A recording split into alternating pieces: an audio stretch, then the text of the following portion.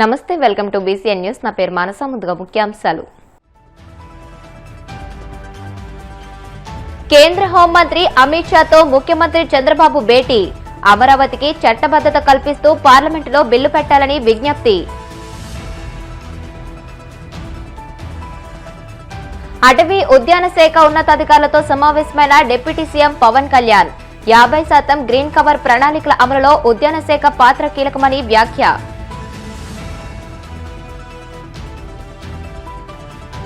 Rayalaseema lift project అనవసరమనడమంటే అది రాయలసీమకు వెన్నుపోటు పొడవడమే మండిపడ్డ వైసీపీ ప్రధాన కార్యదర్శి సతీష్ కుమార్ రెడ్డి.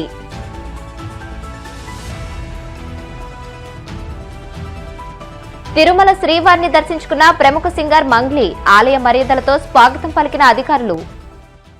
ముఖ్యమంత్రి చంద్రబాబు న్యూఢిల్లీలో కేంద్ర హోంశాఖ మంత్రి అమిత్ షాతో సమావేశమయ్యారు. రాష్ట్రానికి సంబంధించిన పలు కీలక అంశాలపై చర్చించిన ఆయన అమరావతికి రాజధానిగా చట్టబద్ధత కల్పించాలని ప్రధానంగా విజ్ఞప్తి చేశారు. పోలవరం ప్రాజెక్టు పర్యటనను ముగించుకుని నేరుగా ఢిల్లీకి వెళ్లిన చంద్రబాబు అమిత్ షాతో భేటీ అయ్యారు. ఈ సందర్భంగా అమరావతిని ఏపీ రాజధానిగా ఖరారు చేస్తూ పార్లమెంటులో ఒక బిల్లును ప్రవేశపెట్టి చట్టబద్ధత కల్పించాలని కోరారు. ఇలా చేయడం వల్ల రాష్ట్ర ప్రజల ఆకాంక్షలు నెరవేరడమే కాకుండా రాష్ట్ర అభివృద్ధి కూడా వేగవంతమవుతుందని ఆయన వివరించారు. అలాగే జాతీయ గ్రామీణ ఉపాధి హామీ పథకం స్థానంలో కేంద్రం తీసుకువచ్చిన జీరామ్జీ పథకంలో నిబంధనలపైన చంద్రబాబు చర్చించారు. భూమాతను రక్షించుకుంటూ రైతుల ఆదాయం పెంచే విధంగా ప్రణాళికలకు రూపకల్పన చేయాలని ఉప ముఖ్యమంత్రి పవన్ కళ్యాణ్ స్పష్టం చేశారు.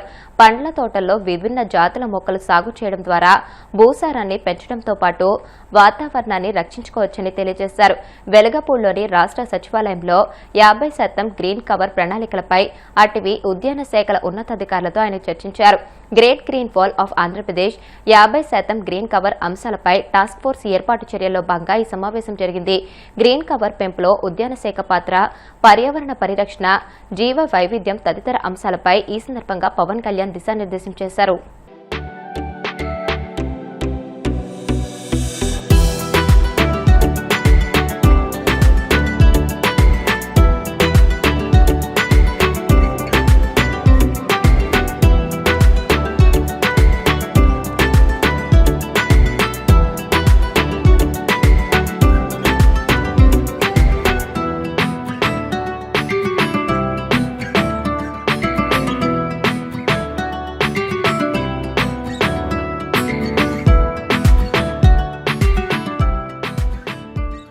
రాయలసీమ లిఫ్ట్ ఇరిగేషన్ స్కీమ్ పై మంత్రి నిమ్మల రామానాయుడు మాటలు ఆయన అవివేకానికి నిదర్శనమని, ఆ ప్రాజెక్టుపై మంత్రికి కనీస అవగాహన లేదని వైసీపీ ప్రధాన కార్యదర్శి ఎస్వి సతీష్ కుమార్ రెడ్డి ధ్వజమెత్తారు.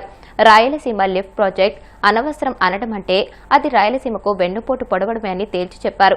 కూటమి ప్రభుత్వంలో ఒక్క ప్రాజెక్టు పనులు కూడా జరగలేదన్న ఆయన రాయలసీమ ప్రాజెక్టుకు 8,000 కోట్లు ఖర్చు చేశానడం పచ్చి అబద్దమని చెప్పారు. కమిషన్ల కోసం పాత బిల్లులు చెల్లించి ఆ పనులు తామే చేశామని చెప్పడం సిగ్గుచేటని అన్నారు.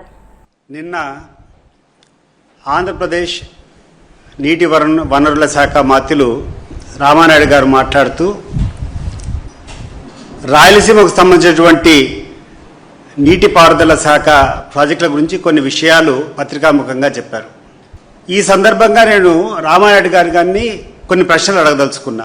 సార్, నిన్న మీరు కూర్చొని మీ ప్రభుత్వం వచ్చినప్పటి నుంచి, అంటే 2024లో తెలుగుదేశం పార్టీ కూటమి ప్రభుత్వం వచ్చినప్పటి నుంచి రాయలసీమ ప్రాజెక్టుల కోసం 8,000 కోట్లు మీరు ఖర్చు పెట్టామని మీరు చెప్తున్నారు.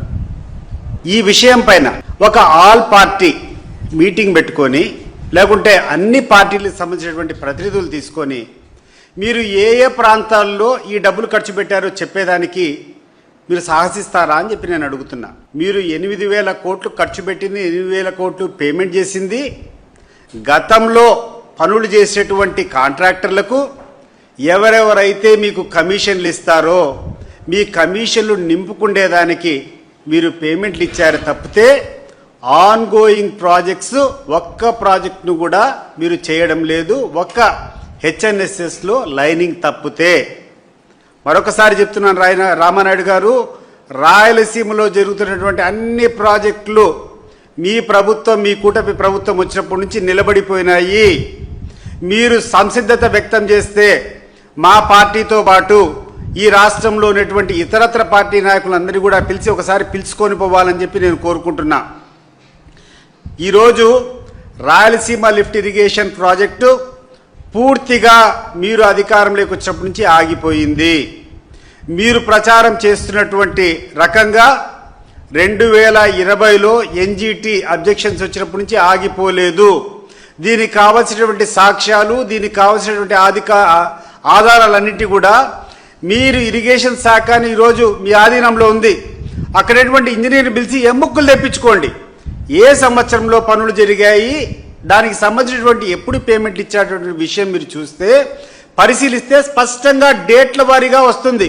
2020 నుంచి 2024 వరకు జగన్మోహన్ రెడ్డి గారు ముఖ్యమంత్రిగా దిగిపోయినటువంటి వరకు నిరాటకంగా ఈ యొక్క రాయలసీమ లిఫ్ట్ ఇరిగేషన్ పనులు జరిగాయి. వాటికి సంబంధించినటువంటి 795 కోట్ల పేమెంట్లు కూడా ఆ సంబంధించినటువంటి కాంట్రాక్టులు పేమెంట్ కూడా జరిగాయి.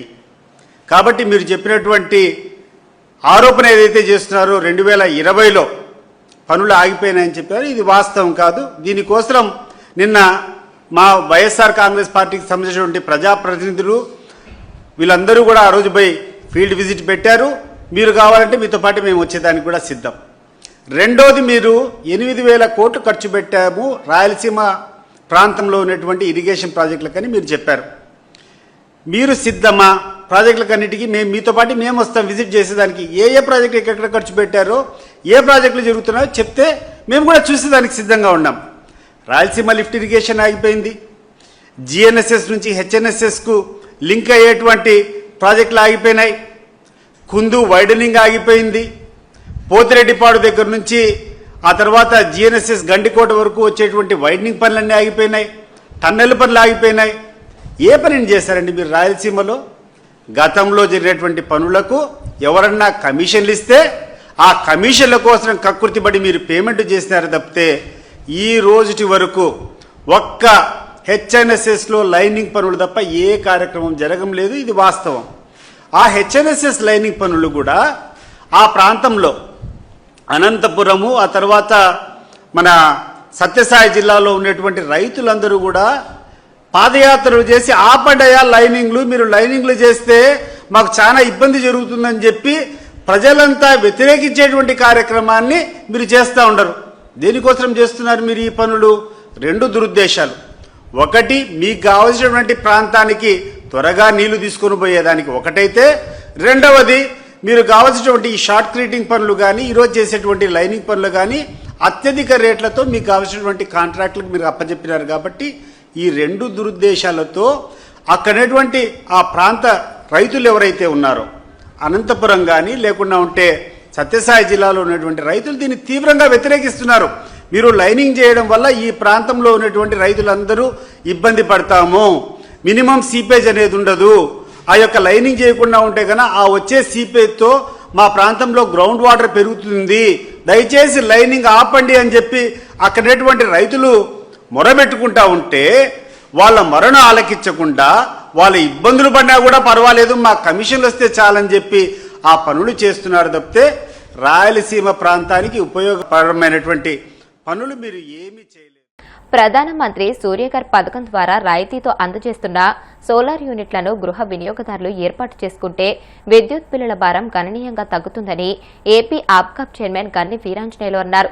సోలార్ విద్యుత్ వినియోగంపై ప్రజలకు అవగాహన కల్పించాలనే ఉద్దేశంతో ఏలూరు జిల్లా Bhimadolu జంక్షన్లోని master tech solar solutions సంస్థ ఆధ్వర్యంలో అవగాహన సదస్సు నిర్వహించారు. ఈ మేరకు మాస్టర్ టెక్ సంస్థ సోలార్ వినియోగంపై ప్రత్యేకంగా ఏర్పాటు చేసిన లక్కీ డిప్ కార్యక్రమంలో గన్ని వీరాంజనేయులు పాల్గొని లక్కీ డిప్ చిట్లు తీసి విజేతలను ప్రకటించారు. ముగ్గురు విజేతలకు రాయితీపై సోలార్ యూనిట్లను పంపిణీ చేశారు.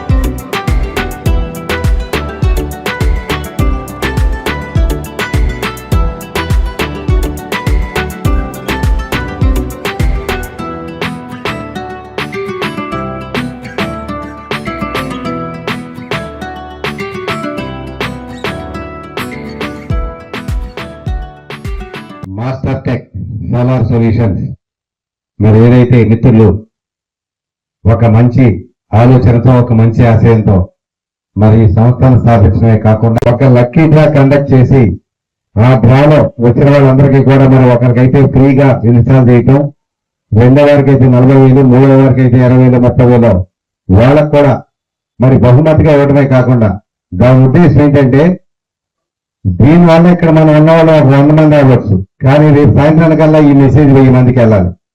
అలా 4 రోజులు పోయేటప్పటికి 4,000 మందికి 5,000 మందికి వెళ్ళాలి. అలా వెళ్ళటం వల్ల ఈ సోలార్ విద్యుత్ వద్ద ఉపయోగాలంతా కూడా మనందరికీ కూడా తెలియటమే కాకుండా మనమందరం కూడా చిన్న చిన్న కుటుంబాలు చాలా మంది కూడా పెట్టుకోలేని పరిస్థితుల్లో కూడా కొంతమంది ఉంటారు. కానీ ఇది చాలా తక్కువ వాస్తవంగా మనం చెప్పాలంటే. మరి ఇటువంటి అవకాశాన్ని కూడా మీరు అందరూ కూడా ఉపయోగించుకోవాల్సిందిగా మిమ్మల్ని అందరినీ కూడా కోరుకుంటూ, ఈవేళ ఏదైతే ఈ యొక్క సోదరుల కార్యక్రమం పెట్టి ఇక్కడ అంతా కూడా అంత బ్రహ్మాండంగా చేస్తా ఉన్నారో, మాస్టర్ టెక్ అని చెప్పి వీళ్ళు స్థాపించేస్తా ఉన్నారో, ఈ కార్యక్రమానికి కోఆపరేటివ్ వ్యవస్థగా కాకుండానే ఈ గ్రామంలో మరి అందరితో పాటు నేను కూడా మీరు చేసేటువంటి మంచి పనికి పూర్తి సహాయ సహకారాలు అందిస్తానని చెప్పి మీ అందరికీ కూడా తెలియజేసుకుంటూ, ఇది చాలా మంచి కార్యక్రమం. ఇప్పుడు కాసేపు ప్రకటనలు.